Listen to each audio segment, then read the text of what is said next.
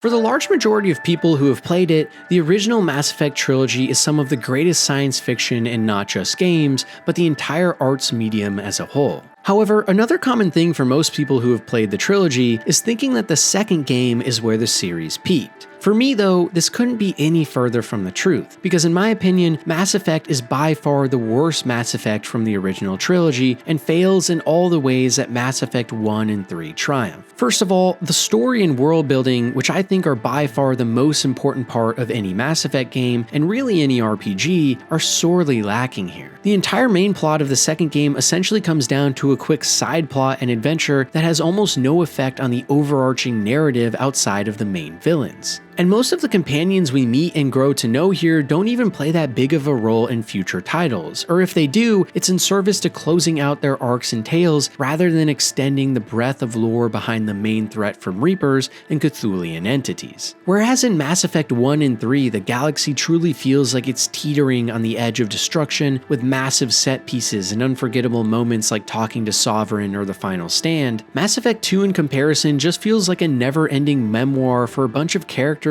that, while at the time were exceptionally well written, have now been handily usurped by modern titles with better facial animations, deeper backstories, and better voice acting. And when your entire game is based around characters that are just fine for the most part, all you have left to fall back on is the story and world, which in Mass Effect 2 is so much less interesting and fleshed out than the other Mass Effect titles. After playing Mass Effect 1 for the first time, certain scenes and moments or reveals were etched into my brain forever. But for Mass Effect 2, all I can remember is the final mission, which, while really cool and unique for the time, is just one single mission, with a whole lot of meaningless busy work in front of it. And even the combat systems in this title pale in comparison to the other two games in the trilogy, where the jankiness of the first allowed for hilarious moments like throwing bosses into the sky, or the third, which finally introduced the series to actually competent and fun third-person combat. The second title, by comparison, is instead a strange mix of decent shooting with an annoying cover system and half-baked abilities. But more than anything, for me, Mass Effect 2 was such a disappointment because it failed to capture my imagination like the other two games in the trilogy did so well. And yet, I'm still putting it higher up on my list because at the end of the day, it's actually still a very solid game with some really compelling moments, all of which take place in one of the most interesting universes that has ever been crafted for a game. It's just so lacking when you compare it